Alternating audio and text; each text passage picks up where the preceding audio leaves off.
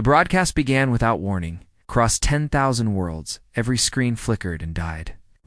Televisions in alien living rooms, holographic displays in busy markets, communication devices in the hands of commuters, all of them went black for 3 seconds. Then the symbol appeared. It's a six-pointed star of the Galactic Council, rotating slowly against a background of deep space. Beneath it, words in every known language. Mandatory viewing. Penalty for non-compliance, imprisonment. On the mining world of Krell 7, a mother covered her children's eyes. On the trading stations orbiting Proxima, merchants stopped haggling and stared upward. In the crystal spires of the Vex homeworld, politicians paused their debates. No one had seen a mandatory broadcast in 200 years. Not since the Hive Wars. Not since the galaxy almost burned. The image changed. A courtroom appeared, vast and circular, carved from dark stone that seemed to swallow light. 73 council members sat in elevated thrones, each representing a different species. Scales, fur, feathers, and forms that had no name in human language. At the center of it all, on a platform of cold metal, stood a small figure in chains. She was human, a child. Perhaps 9 or 10 years old by Earth's counting. Her hair was dark and tangled, her clothes torn and dirty. The chains on her wrists were too large, hanging heavy on her thin arms. She did not cry. She did not beg. She simply stood there, looking up at the council with eyes that seemed too old for her face. The lead counselor rose. He was Thaxian, tall and reptilian, with scales that shimmered like oil on water. His voice boomed through speakers across the galaxy. We gather today to deliver justice. This human child, designation Lily Chen, has been found guilty of contaminating the sacred waters of Velcora. The penalty, as established by galactic law for 3,000 years, is death. Across the galaxy, beings shifted uncomfortably. Contaminating sacred sites was rare, but not unheard of. The punishment had always been severe, but this was a child, a human child. Humans were new to the galactic stage, barely 50 years since first contact. They were weak, their technology primitive, their military laughable. They had no powerful allies, no ancient claims, no leverage. Just 3 small colonies and a desperate desire to be accepted. The camera zoomed closer to the girl's face. Someone in the crowd of the courtroom shouted something in a language the translators refused to interpret. Laughter rippled through the alien observers. The girl did not react. Her expression remained calm, almost serene. It was unsettling. Children were supposed to be afraid of death. Every species knew this. Fear was universal. A Velcorian priest stepped forward, his 6 arms spread wide in ritual gestures. He began to chant the ancient words, calling upon his gods to witness the execution. The girl watched him with curiosity, as if she were observing something interesting rather than her own death ceremony. The priest faltered for a moment, disturbed by her gaze, then continued with more force. On Earth, in the human colonies, in the ships scattered across space, humans watched in frozen silence. They had been watching since the trial began 3 days ago. The Galactic Council had made sure of that. Made sure every human saw their child dragged through the legal system, denied proper representation, convicted on evidence that would not hold up in any human court. It was a lesson. A reminder that humans were guests in this galaxy, and guests did not make demands. The executioner entered the arena. He was massive, a Kroner warrior bred for strength, his forearms each holding a different ceremonial blade. The crowd murmured with approval. A traditional execution, performed with honor. The girl would die quickly, they assured each other. The council was not cruel. They were just... The executioner approached the platform. His footsteps echoed in the vast chamber. The girl turned to look at him, and for the first time something flickered across her face. Not fear, recognition perhaps, or pity. The executioner stopped, confused by her expression.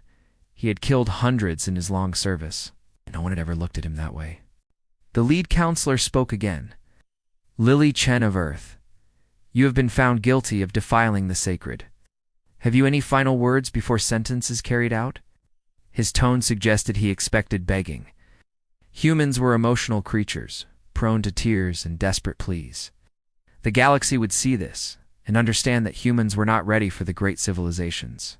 The girl took a breath, and she spoke, Her voice was small but clear, carried by microphones to every corner of the galaxy. "My dad will come for me." 4 words, simple and plain, spoken with the absolute certainty that only children possess. The kind of faith that breaks hearts. The council chamber erupted in laughter. It was not cruel laughter, not exactly. It was the laughter of adults hearing a child's naive belief in impossible things. The Thaxian counselor smiled, showing rows of sharp teeth. "Child, your father is 3 star systems away. He cannot help you. No one can help you. The law is the law." The girl nodded slowly as if accepting this. "I know," she said, "but he'll still come," he promised. There was no anger in her voice, no accusation, just a statement of fact, as simple as declaring the sky was black or stars were bright. The executioner shifted his weight, uncomfortable now. Something about this was wrong. He had executed criminals, warriors, even other children in darker times, but they had always understood death. This girl did not seem to understand, or perhaps she understood something he did not. The lead counselor raised his hand. The signal. The executioner lifted his primary blade, the ceremonial edge sharp enough to split atoms. The girl closed her eyes. Not in fear, observers noted, but as if she were going to sleep. As if this were a temporary thing, an inconvenience, and soon she would wake up, and her father would be there. The blade fell. The broadcast showed everything. The Galactic Council had learned long ago that justice must be visible to be effective. The girl's body crumpled to the platform. The chains clinked as they settled. Blood pooled on the metal, reflecting the cold lights above. The executioner stepped back, wiping his blade clean with ritual cloths. The Valkorian priest completed his chant. The lead counselor declared the sentence fulfilled. Justice, they said, had been served. The broadcast should have ended there. Typically, executions lasted only minutes before cutting to analysis and commentary. But the council wanted to make sure the message was clear. The camera held on the girl's body for 10 seconds. 20, 30, long enough for every human. Watching to understand that their child was dead, that their protests had meant nothing, that their species was powerless. Then the feed cut back to the council. The Thaxian leader addressed the galaxy directly. Let this serve as a reminder to all species. The law applies to everyone. There are no exceptions. The Galactic Council protects the sacred places in ancient ways. We do not bend to emotion or sentiment. The human delegation has been informed. They may collect the body within 1 standard cycle. The transmission ended. Screens across the galaxy returned to normal programming. News analysts immediately began discussing the execution, debating whether the council had been too harsh or appropriately firm. Most agreed it was necessary. Humans needed to learn their place. Better a harsh lesson now than a species-wide conflict later. On Earth, the government released a statement. It was brief and cold, written by lawyers and diplomats. It expressed disappointment with the verdict, but acknowledged the sovereignty of galactic law. It promised the girl's family would receive support. It urged all humans to remain calm and continue building positive relationships with alien species. It said nothing about justice, nothing about revenge, nothing about consequences. In homes across human space, families turned off their screens and sat in silence. Some cried, some raged. Most simply stared at nothing, processing what they had witnessed. A child had been murdered, and their government had issued a press release. Politicians had shaken their heads and called it unfortunate. Diplomats had suggested moving forward, as if forgetting were possible, as if a little girl's last words could be erased with time and empty apologies. But then, something strange began to happen. Every human ship in the galaxy stopped transmitting. Colonial stations went dark. Research vessels disappeared from scanners. Trade convoys that had been mid-journey simply vanished from tracking systems. Human ambassadors in alien capitals collected their belongings and departed without explanation. Human students in galactic universities boarded shuttles and left. Every human tourist, worker, merchant, and traveler began moving toward the edges of known space. The Galactic Council noticed, but did not worry. Humans were emotional. They needed time to grieve. They would return. The galaxy always continued. In a few months, this would be forgotten, a footnote in the long history of galactic justice. The Thaxian counselor retired to his chambers, satisfied with a job well done. The law had been upheld. Order had been maintained. He did not know that every human military vessel had just received the same transmission. 3 words. No explanation. No debate. Just 3 words that would change the galaxy forever. And somewhere, in a ship moving faster than sensors could track, Commander Sarah Chen stared at a photograph of her daughter and began to count. 27 minutes, the tactical computers said. 27 minutes to move every asset into position. 27 minutes until the galaxy learned what happened when humanity stopped being civilized. The silence had begun. The first sign that something was wrong came from the trade stations. Human merchants who had been negotiating contracts for months simply walked away mid-sentence. They left goods on loading docks, credits in accounts, and deals half-finished. Station masters tried to stop them, demanding explanations, but the humans said nothing. They just kept walking toward their ships with blank expressions and empty eyes. On Terminus Station, the largest trading hub in the Outer Rim, a Krell merchant grabbed a human woman by the arm. She had owed him payment for a shipment of medical supplies. "You cannot leave," he insisted, his mandibles clicking with anger. The woman looked at him, and he released her immediately. Her eyes were wrong, cold, dead. She pulled her arm free and continued walking without a word. Within 6 hours, every human on Terminus Station was gone. 12,000 people vanished like ghosts. Their shops stood empty, doors left open, lights still on. In the human quarter, meals sat half-eaten on tables. A child's toy lay abandoned in a corridor, still playing a soft melody to no one. The Galactic News Network tried to contact Earth for comment. The communication requests went unanswered. They tried the Mars colony, then the stations orbiting Jupiter, then the mining operations in the asteroid belt. Every channel returned the same message. No signal detected. Not unavailable or busy. Just silence. As if humanity had been erased from the universe in a single moment. Ambassador Trell of the Vex Confederacy attempted to reach his human counterpart, David Foster, a man he had worked with for 3 years. They had shared drinks just 2 days before the execution. They had laughed about cultural misunderstandings and made plans for a joint scientific expedition. Now Foster's office was empty. His personal communicator was disconnected. The apartment had been cleared out, not a single item left behind. Terrell checked the departure logs. Foster had left on a human transport ship 8 hours after the execution. The ship's destination was listed as Earth, but when Trell tried to track its trajectory, the data simply ended. The ship had jumped to faster-than-light travel and never emerged on any scanner in known space. It was as if the vessel had flown into a hole in the universe.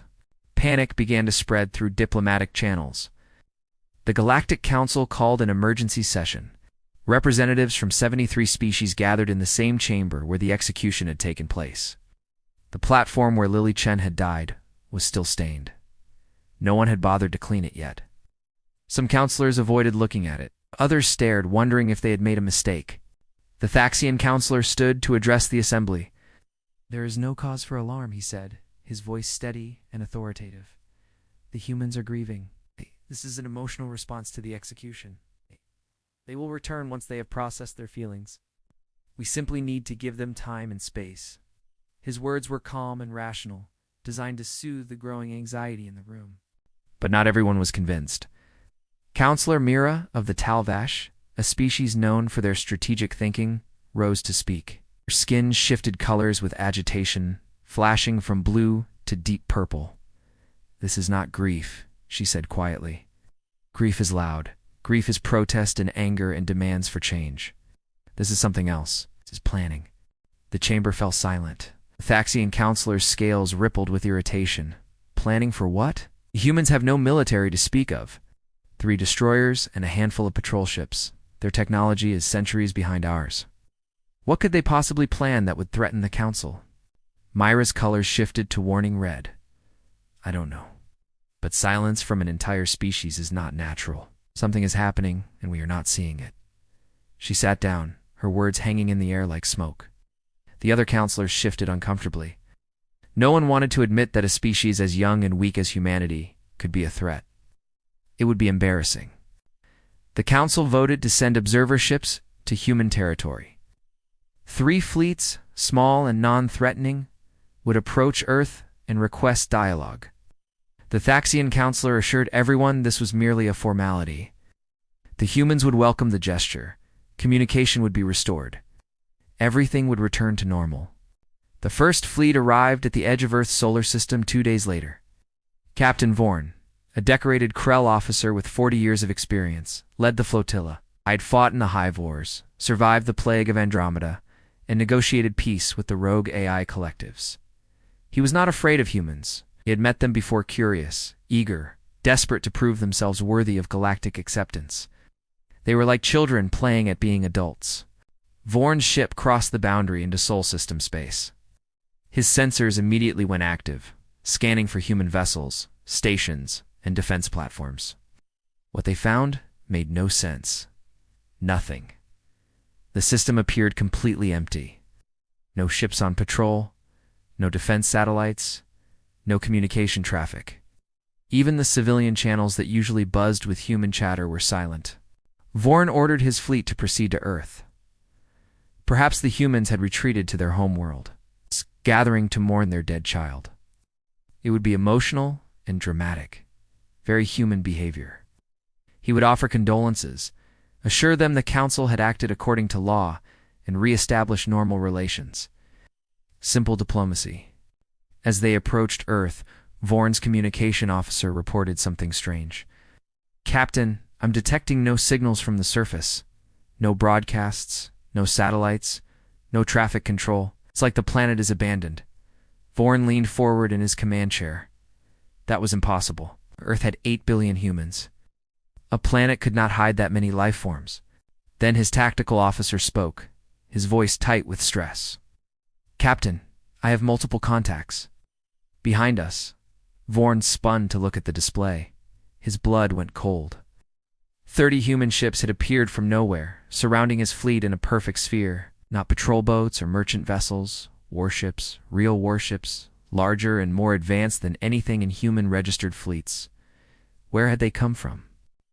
Vorn opened a communication channel. "This is Captain Vorn of the Galactic Council Observer Fleet. We come in peace." His words cut off as his entire ship went dark. Every system, every light, every screen died instantly. Oh. Emergency power did not engage. Backup generators did not activate. The ship was simply dead in space, floating helpless in the black. Through the viewport, Vorn watched the same thing happen to every vessel in his fleet. Now, one by one, they went dark, their running lights extinguishing like candles in the wind. The human ships did not fire a single weapon. They did not need to. Whatever technology they had used had rendered 3 Council warships completely powerless. Then, as suddenly as they had appeared, the human ships vanished. Oh, yeah. Jumped away in perfect synchronization, leaving the Council fleet drifting in the void. 30 seconds later, power returned to Vorn's ship. Systems came back online one by one. His crew stared at their stations in shock, checking diagnostics, trying to understand what had happened. They found nothing. No weapon signatures, no electromagnetic pulses, no explanation. Vorn's communication officer's hands shook as he worked his console. "Captain, I'm receiving a transmission. It's audio only. Source unknown." Vorn steadied himself and nodded. The message played through the bridge speakers. It was a human voice, female, calm, and cold as deep space. "Just for words. Leave. Don't come back." The transmission ended. Vorn looked at his tactical officer. "Did you track where that came from?" The officer shook his head. "Everywhere, sir. It came from everywhere at once. Like the entire system was speaking to us." Vorn had fought in wars. He had stared down enemy fleets and negotiated with species that saw other life as food. But this was different. This was a message without threat or anger. It's just a simple command, delivered with absolute certainty that it would be obeyed. Vorn ordered his fleet to withdraw. There was no debate, no discussion. His crew worked in silence, bringing the ships about and jumping back to Council space as fast as the engines could manage. No one spoke during the journey. They had been soldiers and explorers for decades, but what they had just experienced had no context. The humans had not attacked. They had simply demonstrated that attacking was unnecessary. When Vorn's report reached the Galactic Council, chaos erupted. How did humans have that technology? Where had they built those ships? Why had intelligence agencies detected nothing? Humans were supposed to be weak, desperate, and dependent on Council goodwill. Instead, they had weapons that could disable warships without firing a shot. The second observer fleet never returned at all. It jumped toward the human colony on Kepler 4 for it to be and vanished. No distress signal. No wreckage. Just gone. The third fleet found it 3 days later, drifting in deep space, 2 light-years from any star. The entire crew was dead, not killed by weapons or violence. It had simply stopped living, as if someone had turned off a switch. Medical scans showed nothing wrong with their bodies. Their hearts had just stopped beating at the exact same moment. Carved into the hull of the flagship, in letters 10 meters tall, was a message in the old Earth language called English. Council translators worked for hours to decode it. When they finally understood, they wished they had not. The message was simple: 27 minutes. The Galactic Council realized they were not dealing with grief, were not dealing with protests or political maneuvering. They were dealing with something they had not seen in 3,000 years of galactic history. Were dealing with a species that had stopped talking and started counting.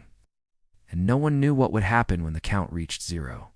In the depths of space, far beyond Council sensors, Commander Sarah Chen stood on the bridge of a ship that officially did not exist.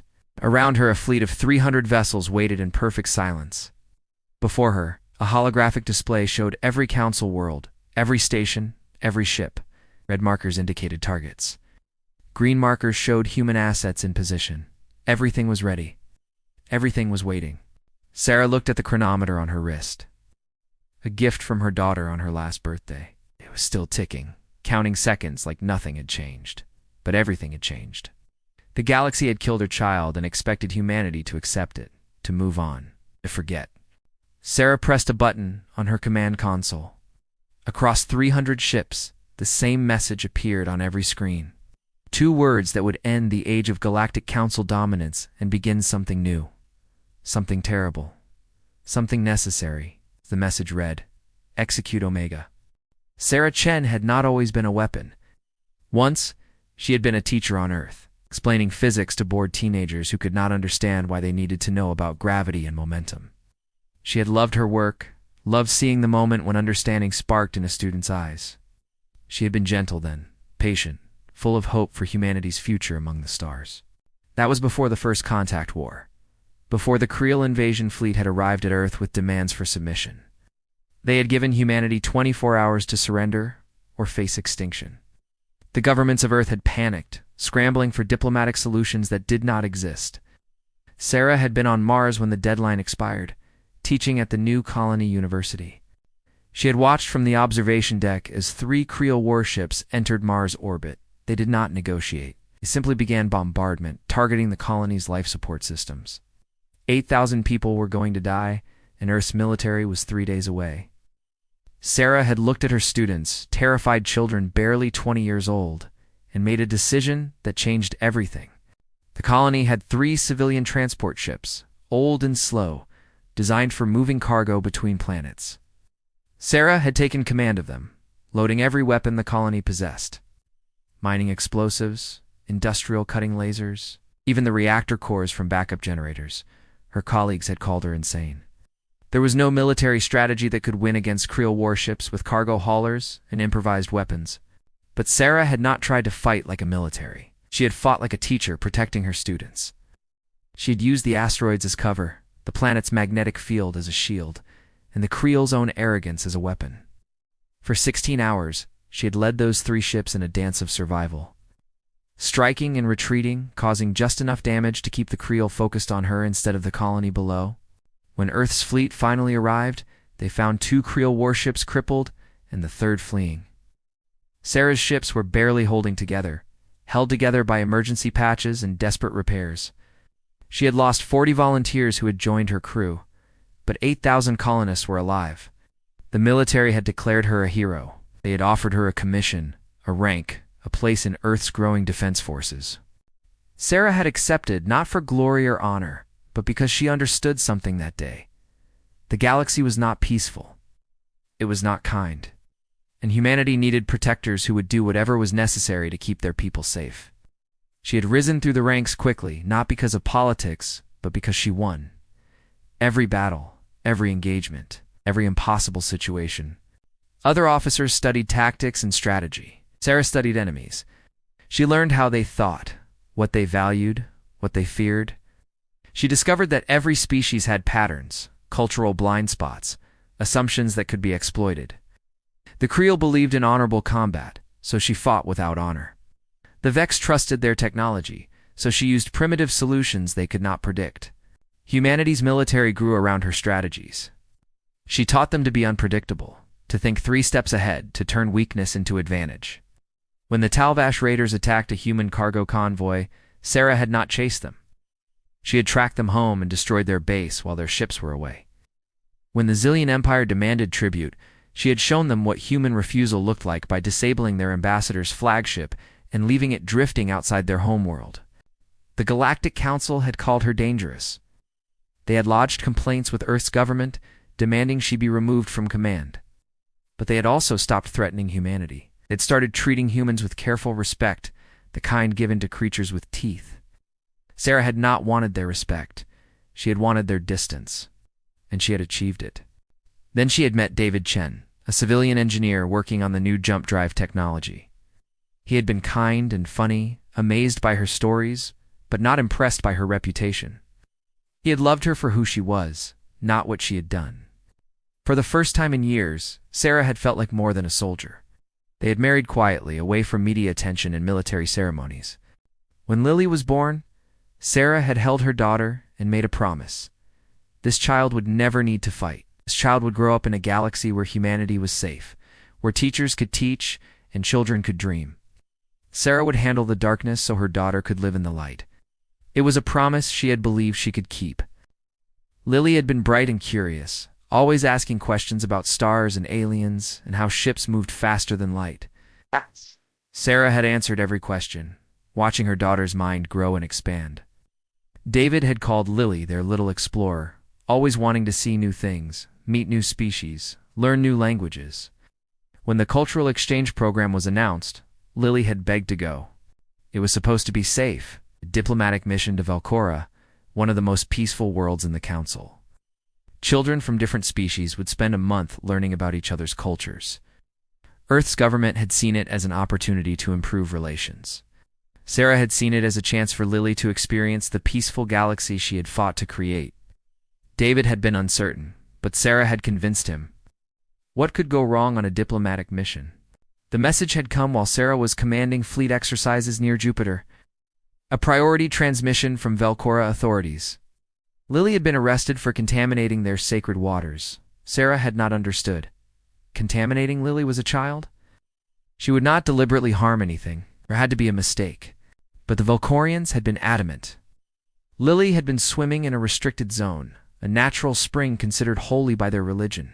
Human biology carried bacteria that Velcorians found offensive. The contamination was undeniable. The penalty was clearly defined in galactic law. Death, the trial, would be a formality. Sarah had contacted Earth immediately, demanding action, but the politicians had hesitated. The first strikes hit at exactly the same moment across 17 star systems. Council military installations simply ceased to exist, not destroyed in explosions or battles, just gone. Erased. Surveillance stations monitoring the borders of Council space went dark. Defense platforms protecting major worlds stopped transmitting. Shipyards building the next generation of Council warships became clouds of debris drifting in orbit. On the Thaxian homeworld, Admiral Cross was reviewing reports when every screen in his command center went black. His staff rushed to diagnose the problem, thinking it was a power failure or technical malfunction. Then, the emergency channel activated. A junior officer's voice, shaking with terror, reported that their entire outer defense network had been eliminated. At 200 satellites, gone in less than 30 seconds. Cross demanded to know who was attacking. The officer could not answer. There had been no weapon signatures, no incoming missiles, no enemy ships detected. The defense platforms had simply stopped existing. Cross felt ice run through his veins. Only one species in the galaxy had shown the ability to disable ships without visible weapons. The humans. He tried to contact the Galactic Council headquarters. Communication channel was jammed. He tried alternate frequencies, all jammed. Key tried quantum entanglement links that were supposed to be impossible to block. Those were jammed too. Cross realized he was blind, deaf, and isolated. Somewhere in the darkness, something was coming. On the council homeworld of Velcora, where Lily Chen had died 3 days earlier, people went about their morning routines without concern. The execution was already fading from public consciousness. Justice had been served. The galaxy continued. In the capital city, priests performed their rituals at the sacred waters, purified now, returned to their holy state.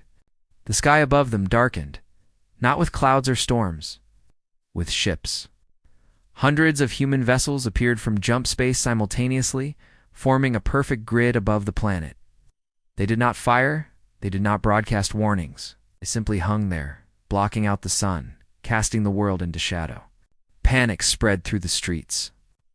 People looked up at the armada and understood that their world was no longer safe, that their government had made a terrible mistake, that the weak, pathetic humans everyone had mocked were not weak at all. The planetary defense fleet launched to intercept. 40 Valkorian warships, some of the finest in the galaxy, rose to meet the human threat. They never reached orbit. Every ship lost power at once, their reactors simply stopping as if turned off by a switch. The warships began falling back toward the planet, pulled by gravity. Their crews evacuated in escape pods, watching helplessly as their vessels burned up in the atmosphere. Not a single human weapon had been fired. The demonstration was clear. We can destroy you whenever we choose. The Galactic Council finally managed to establish communication through an old emergency network no one had used in centuries. They broadcast a message to the human fleet. This is the Galactic Council. We demand you cease hostilities immediately. Explain your actions. We are willing to negotiate. The response came back within seconds. Single word in a woman's voice. No. Counselor Mira of the Talvash recognized the voice. She had met Commander Sarah Chen at a diplomatic function 2 years earlier. They had discussed military history over drinks. Sarah had been professional and courteous, speaking about defensive strategies and the challenges of protecting young species. Mira had liked her. Now that same voice was cold and final, delivering a rejection that allowed no debate. The human ships began moving, not in formation like a military fleet, but in precise geometric patterns that looked almost like art.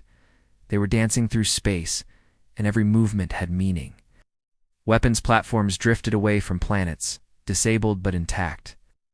Defense stations found themselves suddenly alone, their support networks erased. Trade routes were cut by debris fields that appeared in key jump points.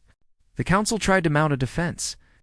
They called every species to arms, demanding military support against the human aggression.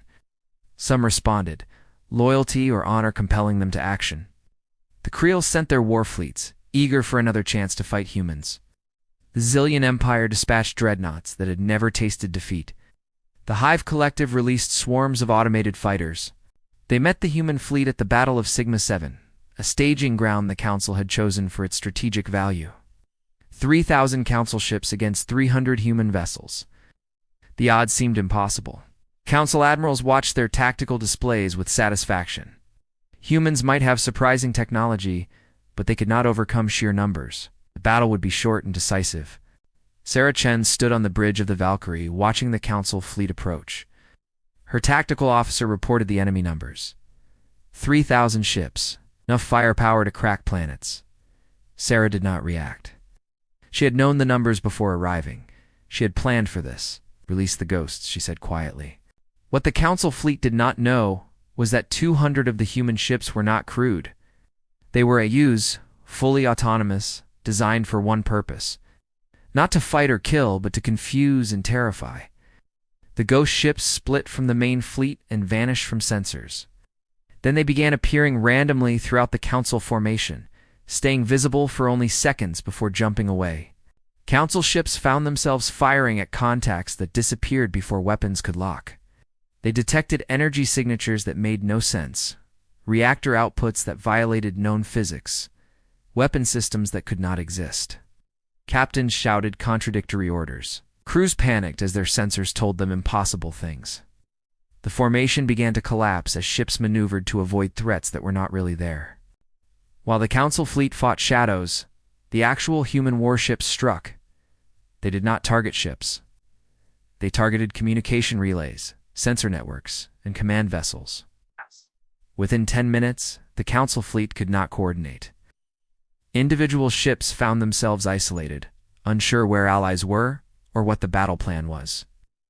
They were 3,000 vessels, acting as 3,000 individuals. The Creel war chief, commanding the largest battle group, realized what the humans were doing. They were not trying to destroy the fleet, they were humiliating it, proving that numbers meant nothing without coordination, that strength meant nothing without intelligence. He ordered his ships to withdraw, refusing to participate in this disaster. Other commanders followed. The battle dissolved as Council ships retreated in disorder. The human fleet did not pursue. They had made their point. They had fought 3,000 ships with 301 without losing a single vessel. The message was clear. This was not a war humanity was trying to win. It was a war humanity had already won. Everything after was just demonstration. On the Thaxian homeworld, Admiral Cross received reports of the battle. He could not believe what he was reading. Complete defeat without significant losses on either side. The humans had simply outmaneuvered, and outplayed every commander the Council could field. Cross had fought for 40 years. He understood warfare. He understood that humanity was operating on a level the Council could not match. He began looking through intelligence files on human military development. What he found disturbed him. For 50 years, humanity had presented themselves as weak and primitive. Their registered fleet was small, their weapons were outdated, their technology was generations behind. But now Cross saw the truth. It had all been theater. Humanity had been hiding their capabilities, pretending to be harmless, while building weapons in secret. The ships now attacking Council space were not new. They had been built over decades in hidden shipyards, far from Council observation. The technology disabling enemy vessels was not recent innovation.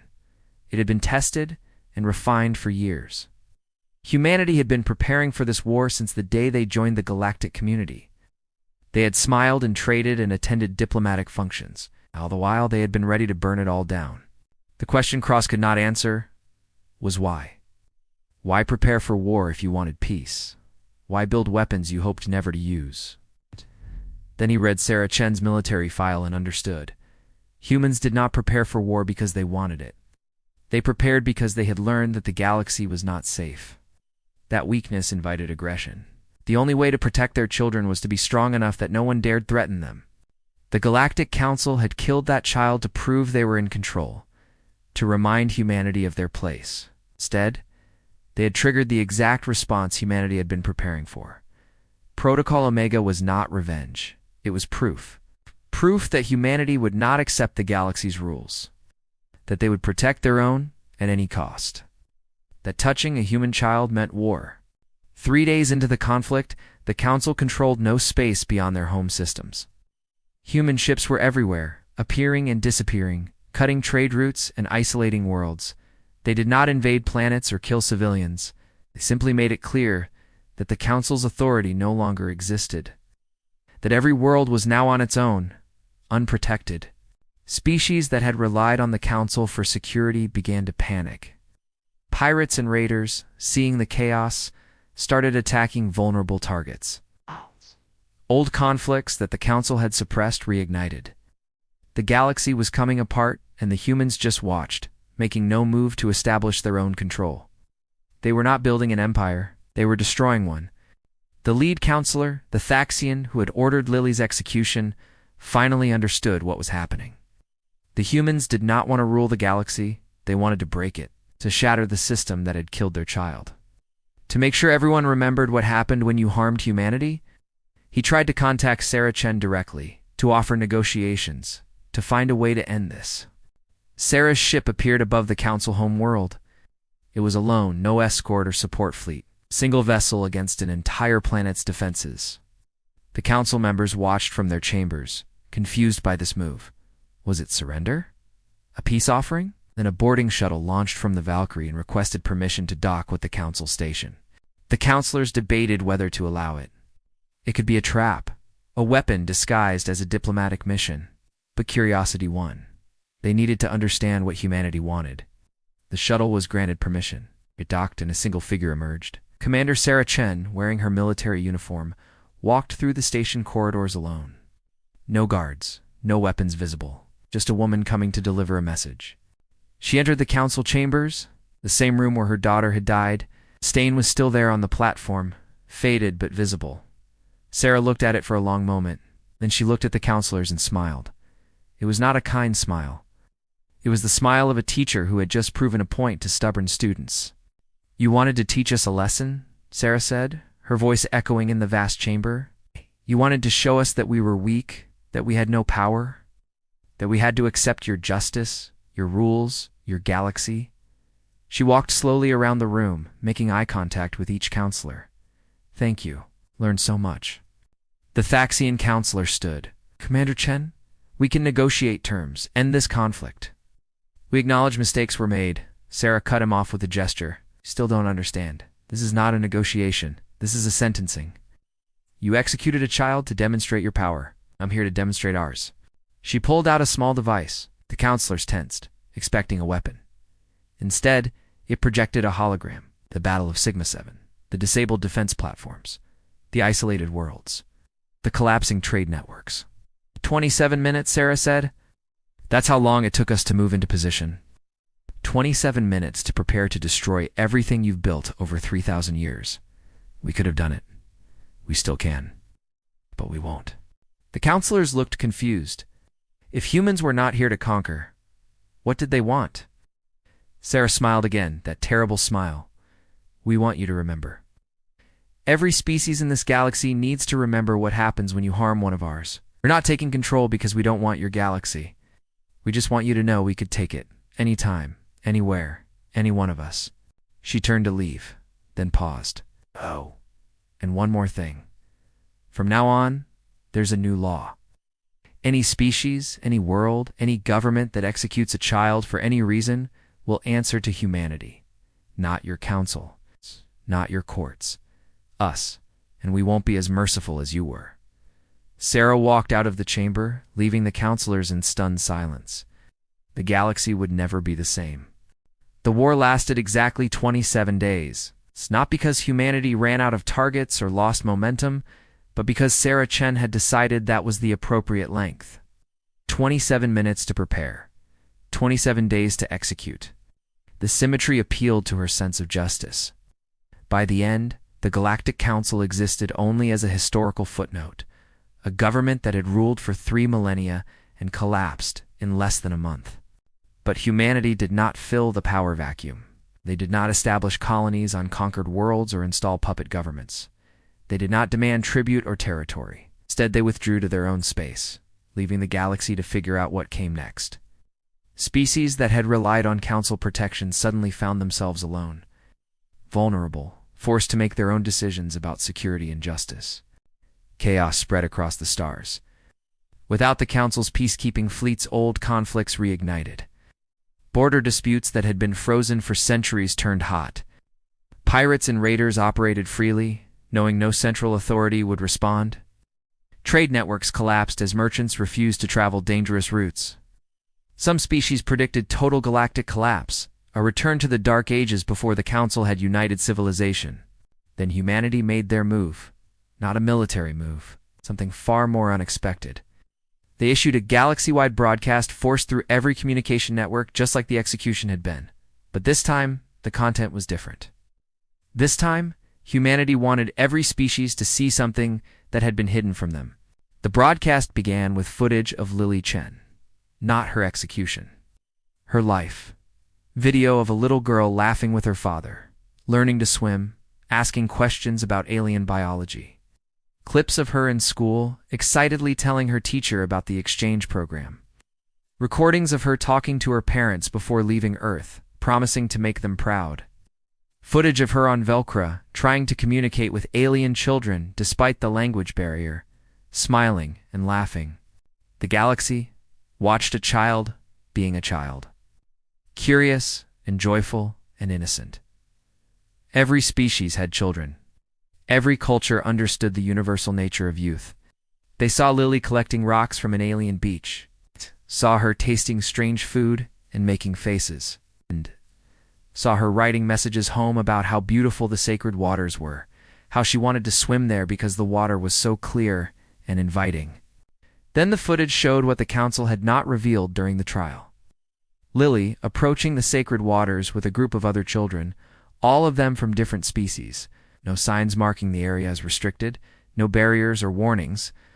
The water looked like any other lake, beautiful and accessible. Lily asking an adult Valkorian if it was okay to swim. The adult, distracted by conversation, nodding without really listening. The galaxy watched Lily dive into the water, laughing. Watched her swim with other children, playing games, completely unaware she was committing a crime. Watched Valkorian authorities arrive an hour later, testing the water, discovering the bacterial contamination. Watched them pull Lily from the lake, confused and frightened, asking what she had done wrong. The broadcast showed her arrest. Guards dragging a crying child through streets while crowds watched. Her detention in a cell designed for adults, too large and cold. Her asking when her parents would come. The trial, where she could not understand the language, where the defense attorney spoke for less than 3 minutes, where the verdict was predetermined. Her face when the sentence was announced. The hope draining from her eyes as she realized no one was going to save her. Then the execution. The galaxy had seen it before, but now they saw it differently. Now they knew the full story. Saw it not as justice being served, but as murder. A child killed for an innocent mistake.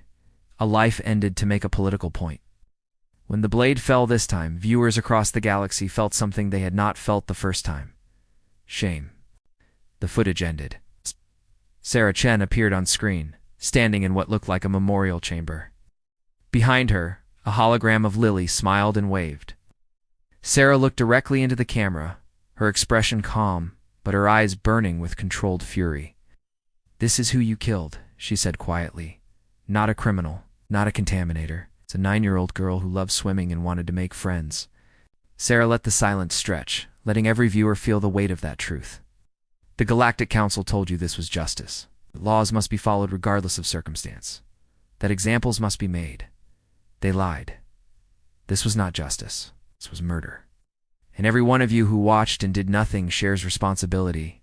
Her words hit like physical blows. Across the galaxy, beings who had watched the execution with curiosity or indifference now felt sick. They had been entertained by a child's death. They had accepted the Council's narrative without question. They had been complicit.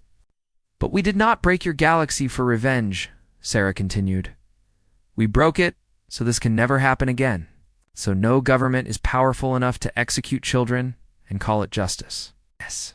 So every species must think carefully before taking a life, because there is no authority to hide behind anymore. You are all responsible now, for yourselves, for each other, for the children." She gestured and the image changed. Technical specifications appeared, complex diagrams and data that made no immediate sense. "This is the design for a quantum monitoring network," Sarah explained. "It can detect executions across the galaxy in real time. We are giving this technology to every species freely. Use it. Build it. Watch each other. If someone is sentenced to death, the galaxy will know. The circumstances will be broadcast. Evidence will be public. And if we determine the execution is unjust, we will respond." The threat was clear. Humanity was not establishing a government, but they were establishing a rule. A line that could not be crossed. Species began to understand what humanity had created. Not an empire, but something more terrifying. A sword hanging over every government, every court, every authority. The knowledge that human ships could appear at any moment, that human judgment would be swift and absolute. "We will not police your worlds," Sarah said. "We will not interfere with your laws or cultures. We will not tell you how to live. But if you execute a child, any child, of any species, without just cause, you will answer to us. And we will not be bound by your rules or your courts. We will be bound only by our determination to make sure what happened to my daughter never happens again." The broadcast ended. The galaxy sat in stunned silence. Humanity had done the impossible. They had turned their grief into power, their loss into galactic change. They had not conquered, but they had dominated. They had not ruled, but they had redefined the rules. Every species now understood that humanity was not just another member of the galactic community. There was something else: guardians, judges, and if necessary, executioners. In the months that followed, the galaxy transformed. Species that had used execution as routine punishment reformed their justice systems. Governments that had operated with absolute power suddenly found themselves accountable. The quantum monitoring network was built, not because species wanted it, but because they feared what would happen if they refused. Every execution was now public. Every death sentence scrutinized. Some species resented humanity's interference. They called it tyranny, imperialism, disguised as protection. But they did not act on their resentment. They had seen what humanity could do. They had watched the council fall in 27 days. No one wanted to be the next example. The resentment stayed quiet, hidden behind diplomatic smiles and careful words. Other species welcomed the change. Worlds where children had been executed for religious crimes or cultural violations suddenly found themselves free to question those practices. Reformers who had been silenced now had protection. Humanity did not promote these movements, but their existence made them possible. The galaxy was learning that power came with responsibility, that justice required thought, that children deserved protection. Sarah Chen retired from military service after the war. She had accomplished what she set out to do, Galaxy remembered. Her name became synonymous with vengeance and protection, a warning and a promise. Some species told stories of her to frighten children into obedience. Others told stories of her to inspire those fighting injustice. She did not care. She had never done this for fame. She returned to Earth and built a small memorial in a quiet park. Just a simple stone with Lily's name and dates. No grand monument, no eternal flame. Just a place where a mother could sit and remember her daughter. Sarah visited every day, bringing flowers, talking to the stone as if Lily could hear, telling her about the galaxy, about the changes, about how her death had meant something. David Chen joined her sometimes. They would sit together in silence, holding hands, sharing grief that would never fully heal. But there was peace too. The knowledge that Lily's death had not been meaningless, that her name would echo through galactic history, that children across the stars were safer because of what had happened. It was cold comfort, but it was comfort nonetheless. Years passed. The galaxy stabilized under its new reality. Humanity remained isolated, focused on their own worlds, but their presence was always felt. Their ships patrolled the borders of known space, watching, waiting. Ambassadors from other species visited Earth regularly, not to negotiate but to report, to show that the lessons had been learned, that justice was being reformed, children were being protected. The quantum network recorded fewer executions each year. Some species abolished the practice entirely. Others reserved it only for the most extreme crimes, with extensive review processes and public justification. The galaxy was not perfect, and justice still existed. But it existed with the knowledge that someone was watching, that someone cared, that humanity would respond if the line was crossed. Sarah Chen died peacefully in her sleep at the age of 78. Her funeral was attended by representatives from every major species. They came not out of love, but out of respect and fear and gratitude. They came because her life had changed their worlds. Humanity buried her next to her daughter, reuniting them at last. The simple memorial stone was updated with a new inscription: Sarah Chen, mother, soldier. Teacher, she taught the galaxy to remember. And the galaxy did remember. They remembered a little girl who loved swimming, a mother who loved her daughter more than peace. 27 minutes that changed everything. 27 days that broke an empire. And the lesson that humanity had taught: we will endure injustice. We will survive hardship. We will make sacrifices for peace. But if you touch our children, we will show you what humans really are. We will show you why Earth survived ice ages and plagues and wars. We will show you what happens when mercy ends and protection begins. The galaxy turned that day when Lily Chen died, turned toward a future where power was questioned, where justice was scrutinized, where children were sacred. Humanity had not created paradise. They had created accountability. And in doing so, they had proven what every HFY story teaches: that humans are not the strongest or the smartest or the most advanced, but they are the most determined, the most protective. the most willing to sacrifice everything for what they believe is right. So what happens when humanity's mercy ends? You just watched it? What did the galaxy learn about Earth's children? That they are protected by the most dangerous force in the universe? A parent's love backed by military might? Hey, drop your thoughts below. Tell us what you would do in Sarah Chen's position. And if you want more HFY stories where humanity shows the galaxy what we're really made of, smash that subscribe button and hit the bell, because we're just getting started. Next video drops in 3 days. Don't miss it. The galaxy is full of stories about humanity's strength, and we're going to tell every single one. Till then, remember, we are human, and we protect our own.